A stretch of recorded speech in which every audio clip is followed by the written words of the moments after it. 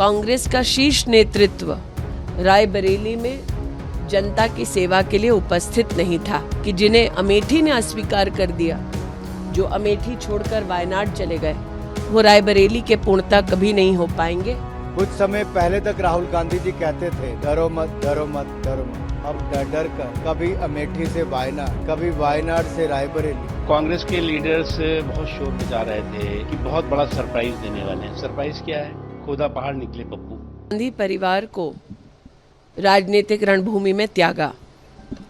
आज गांधी परिवार का अमेठी लोकसभा क्षेत्र से ना लड़ना इस बात का संकेत है कि प्रधानमंत्री मोदी जी के दिशा निर्देश में, उनके नेतृत्व में अमेठी में जो बहुमुखी विकास हुआ है, उस विकास के चलते आज अमेठी की जनता ये पूछ रही है कि अगर 5 साल भारतीय जनता पार्टी के सांसद द्वारा अभूतपूर्व विकास संभव हुआ अमेठी में, 4 लाख गरीब परिवारों के शौचालय बने, 3,50,000 परिवारों को नल से जल मिला, 1.5 लाख परिवारों को जीवन में पहली बार विद्युत का कनेक्शन मिला, 1,14,000 घर बने, गरीबों के आवास बने।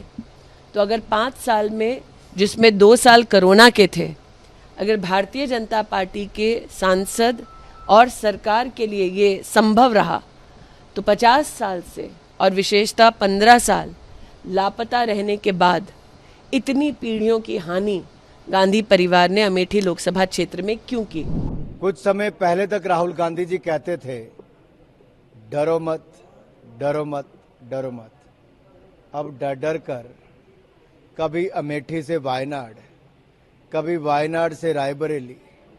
ये दिखाता है कि हार का डर कहां कहां लेकर जा रहा है। और डर तो इतना कि एक साथ कहीं दोनों ही ना हार जाएं, तो एक ही सीट से लड़ रहे हैं। लेकिन दूसरा मुझे कहना है, न्याय नहीं दिला पाए अपनी बहन को भी, क्योंकि एक तरफ रॉबर्ट वाड्रा जी भी टिकट मांगते थे, दूसरी तरफ कांग्रेस की मांग प्रियंका जी के लिए भी थी, लेकिन उनकी लिस्ट में कहीं बहन का नाम नहीं आया है। ये अपने आप में दिखाता है कि कहीं ना कहीं कुछ ना कुछ कांग्रेस पार्टी में चल रहा है और ये अब देश के सामने खुलकर बात आ गई है। देखो, कांग्रेस के लीडर्स बहुत शोर मचा रहे थे कि बहुत बड़ा सरप्राइज देने वाले हैं। सरप्राइज क्या है? खोदा पहाड़ निकले पप्पू।